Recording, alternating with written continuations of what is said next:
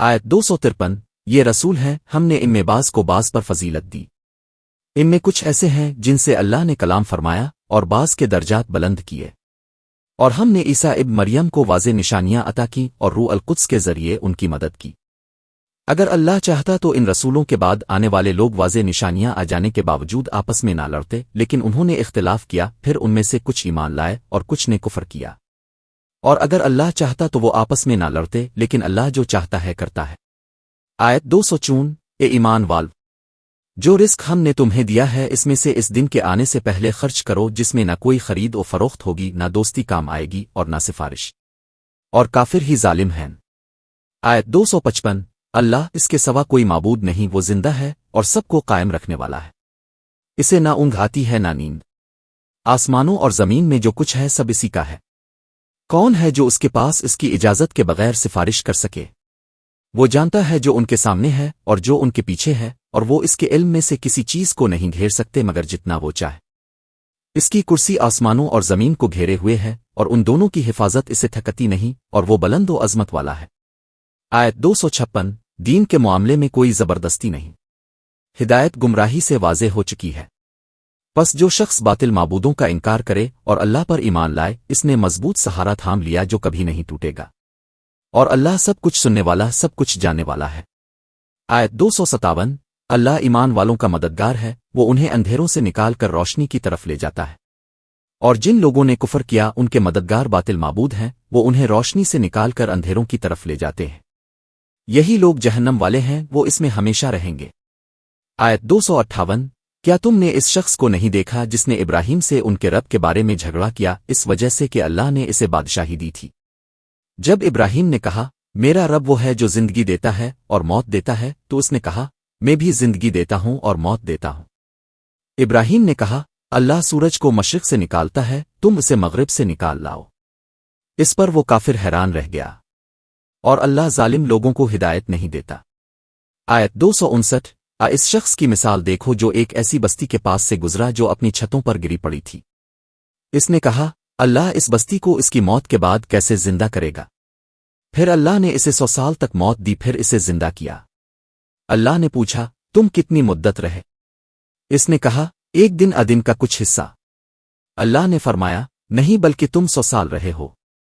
اپنے کھانے اور پینے کو دیکھو وہ خراب نہیں ہوا، اور اپنے گدھے کو دیکھو، اور ہم تمہیں لوگوں کے لیے نشانی بناتے ہیں، اور ہڈیوں کو دیکھو کہ ہم انہیں کیسے اٹھاتے ہیں، پھر ان پر گوشت چڑھاتے ہیں۔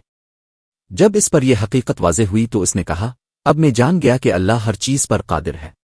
آیت 260 اور جب ابراہیم نے کہا اے میرے رب، مجھے دکھا کہ تو مردوں کو کیسے زندہ کرتا ہے؟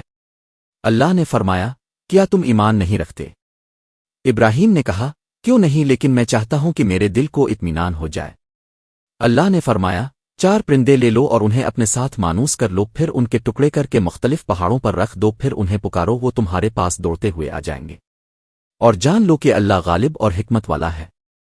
آیت 261 جو لوگ اللہ کی راہ میں اپنا مال خرچ کرتے ہیں ان کی مثال اس دانے کی سی ہے جس سے 7 بالیاں نکلیں اور ہر بالی میں 100 دانے ہوں، اور اللہ جس کے لیے چاہتا ہے اس سے بھی زیادہ بڑھا دیتا ہے، اور اللہ بڑی وسعت والا سب کچھ جاننے والا ہے۔ آیت 262 جو لوگ اللہ کی راہ میں اپنا مال خرچ کرتے ہیں پھر خرچ کرنے کے بعد نہ احسان جتاتے ہیں اور نہ تکلیف دیتے ہیں، ان کے لیے ان کے رب کے پاس اجر ہے، اور ان پر نہ کوئی خوف ہوگا اور نہ وہ غمگین ہوں گے۔ آیت 263 اچھی بات کہنا اور معاف کر دینا اس صدقے سے بہتر ہے جس کے بعد تکلیف دی جائے، اور اللہ بے نیاز بربار ہے۔ آیت 264 اے ایمان وال، اپنے صدقات کو احسان جتا کر اور تکلیف دے کر ضائع نہ کرو اس شخص کی طرح جو لوگوں کو دکھانے کے لیے مال خرچ کرتا ہے اور اللہ اور آخرت کے دن پر ایمان نہیں رکھتا۔ اس کی مثال ایک چٹان کی سی ہے جس پر مٹی ہو، پھر اس پر زور کی بارش پڑے تو اسے بالکل صاف چھوڑ دے۔ ایسے لوگ اپنی کمائی میں سے کسی چیز پر قدرت نہیں رکھتے، اور اللہ کافر لوگوں کو ہدایت نہیں دیتا۔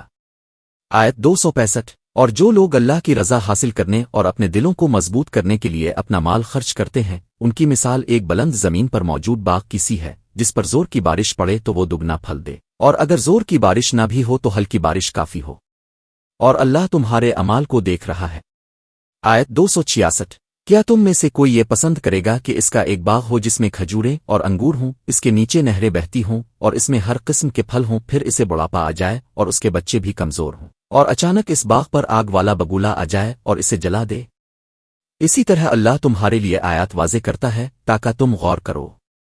آیت 267 اے ایمان وال، اپنی پاکیزہ کمائی میں سے اور ان چیزوں میں سے جو ہم نے تمہارے لیے زمین سے نکالی ہیں خرچ کرو، اور بری چیز خرچ کرنے کا ارادہ نہ کرو جسے تم خود بھی آنکھیں بند کیے بغیر قبول نہ کرو، اور جان لو کہ اللہ بے نیاز اور قابل تعریف ہے۔ آیت 268 شیطان تمہیں محتاجی کا خوف دلاتا ہے اور تمہیں بے حیائی کا حکم دیتا ہے، جبکہ اللہ تم سے اپنی بخشش اور فضل کا وعدہ کرتا ہے، اور اللہ بڑی وسعت والا سب کچھ جاننے والا ہے۔ آیت 269 وہ جسے چاہتا ہے حکمت عطا کرتا ہے، اور جسے حکمت دی گئی اسے بہت بڑی بھلائی دی گئی، اور نصیحت صرف عقل والے ہی قبول کرتے ہیں۔ آیت 270 اور تم جو بھی خرچ کرتے ہو یا کوئی نظر مانتے ہو اللہ اسے جانتا ہے، اور ظالموں کا کوئی مددگار نہیں۔ آیت 271 اگر تم صدقات ظاہر کر کے دو تو یہ بھی اچھا ہے، اور اگر انہیں چھپا کر محتاجوں کو دو تو یہ تمہارے لیے زیادہ بہتر ہے، اور اللہ تمہارے کچھ گناہ دور کر دے گا، اور اللہ تمہارے اعمال سے باخبر ہے۔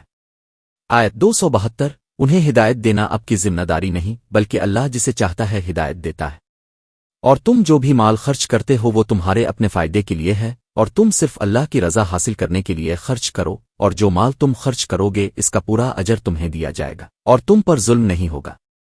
آیت 273 یہ صدقات ان محتاجوں کے لیے ہیں جو اللہ کی راہ میں ایسے مشغول ہیں کہ زمین میں چل پھر کر روزی حاصل نہیں کر سکتے۔ ناواقف لوگ ان کی خودداری کی وجہ سے انہیں مالدار سمجھتے ہیں، تم انہیں ان کی علامات سے پہچان سکتے ہو، وہ لوگوں سے لپٹ کر سوال نہیں کرتے، اور تم جو مال خرچ کرو گے اللہ اسے خوب جانتا ہے۔ آیت 274 جو لوگ رات اور دن چھپ کر اور ظاہر اپنا مال خرچ کرتے ہیں ان کا اجر ان کے رب کے پاس ہے، ان پر نہ کوئی خوف ہوگا اور نہ وہ غمگین ہوں گے۔ آیت 275 جو لوگ سود کھاتے ہیں وہ قیامت کے دن ایسے اٹھیں گے جیسے کسی شخص کو شیطان نے چھو کر پاگل بنا دیا ہو، یہ اس لیے کہ وہ کہتے تھے تجارت بھی تو سود ہی جیسی ہے، حالانکہ اللہ نے تجارت کو حلال اور سود کو حرام کیا ہے۔ پس جس شخص کے پاس اس کے رب کی طرف سے نصیحت پہنچی اور وہ باز آ گیا تو جو پہلے گزر چکا وہ اسی کا ہے، اور اس کا معاملہ اللہ کے سپرد ہے، اور جو دوبارہ یہی کرے وہ جہنم والے ہیں، وہ اس میں ہمیشہ رہیں گے۔ آیت 276 اللہ سود کو مٹاتا ہے اور صدقات کو بڑھاتا ہے، اور اللہ کسی ناشکرے گناہگار کو پسند نہیں کرتا۔ آیت 277 بے شک جو لوگ ایمان لائے نیک اعمال کیے نماز قائم کی اور ذکر دی ان کا اجر ان کے رب کے پاس ہے، ان پر نہ کوئی خوف ہوگا اور نہ وہ غمگین ہوں گے۔ آیت 278 اے ایمان وال اللہ سے ڈرو اور جو سود باقی رہ گیا ہے اسے چھوڑ دو اگر تم واقعی ایمان والے ہو۔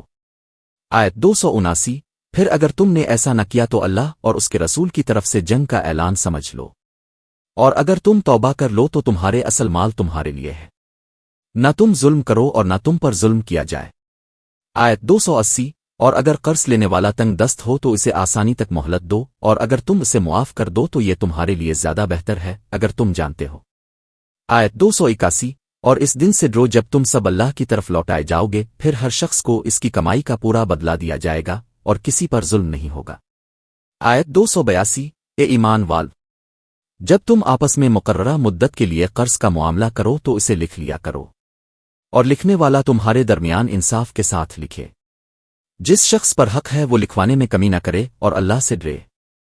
اگر وہ کم عقل کمزور خود لکھوانے کی طاقت نہ رکھتا ہو تو اس کا ذمہ دار شخص انصاف کے ساتھ لکھوائے، اور اپنے مردوں میں سے 2 گواہ بنا لو، اگر 2 مرد نہ ہوں تو 1 مرد اور 2 عورتیں، تاکہ اگر ایک بھول جائے تو دوسری اسے یاد دلا دے، اور گواہوں کو جب بلایا جائے تو وہ انکار نہ کریں۔ قرض چھوٹا ہو یا بڑا اس کی مدت سمیت لکھنے میں سستی نہ کرو، یہ اللہ کے نزدیک زیادہ انصاف والی بات ہے، گواہی کو زیادہ مضبوط رکھنے والی اور شک سے بچانے والی ہے۔ البتہ اگر نقد تجارت ہو جو تم آپس میں فوراً مکمل کر لیتے ہو تو اسے نہ لکھنے میں تم پر کوئی گناہ نہیں، اور جب خرید و فروخت کرو تو گواہ بنا لیا کرو، اور نہ لکھنے والے کو نقصان پہنچایا جائے اور نہ گواہ کو۔ اگر تم ایسا کرو گے تو یہ تمہاری نافرمانی ہوگی۔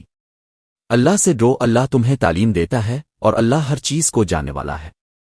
آیت 283 اور اگر تم سفر میں ہو اور کوئی لکھنے والا نہ ملے تو رہن قبضے میں رکھا جا سکتا ہے، پھر اگر تم میں سے ایک دوسرے پر اعتماد کرے تو جس پر اعتماد کیا گیا ہے وہ امانت ادا کرے اور اپنے رب اللہ سے ڈرے۔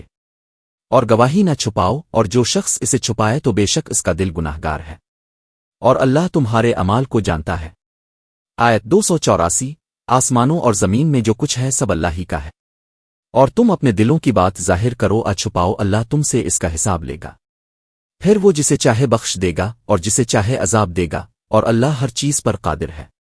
آیت 285۔ رسول اس کتاب پر ایمان لائے جو ان کے رب کی طرف سے ان پر نازل ہوئی، اور ایمان والے بھی سب اللہ، اس کے فرشتوں، اس کی کتابوں اور اس کے رسولوں پر ایمان لائے۔ وہ کہتے ہیں ہم اللہ کے رسولوں میں کسی کے درمیان فرق نہیں کرتے، اور انہوں نے کہا ہم نے سنا اور اطاعت کی۔ اے ہمارے رب، ہم تیری بخشش چاہتے ہیں اور تیری ہی طرف لوٹ کر جانا ہے۔ آیت 286۔ اللہ کسی جان کو اس کی طاقت سے زیادہ ذمہ داری نہیں دیتا، ہر شخص کے لیے وہی ہے جو اس نے نیکی کمائی، اور اس کے خلاف وہی ہے جو اس نے برائی کمائی۔ اے ہمارے رب، اگر ہم بھول جائیں ہم سے غلطی ہو جائے تو ہماری گرفت نہ کرنا۔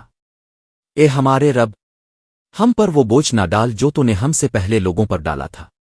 اے ہمارے رب، ہم پر وہ بوجھ نہ ڈال جس کی ہمیں طاقت نہیں، ہمیں معاف فرما، ہمیں بخش دے اور ہم پر رحم فرما، تو ہی ہمارا مددگار ہے، پس کافروں کے مقابلے میں ہماری مدد فرما۔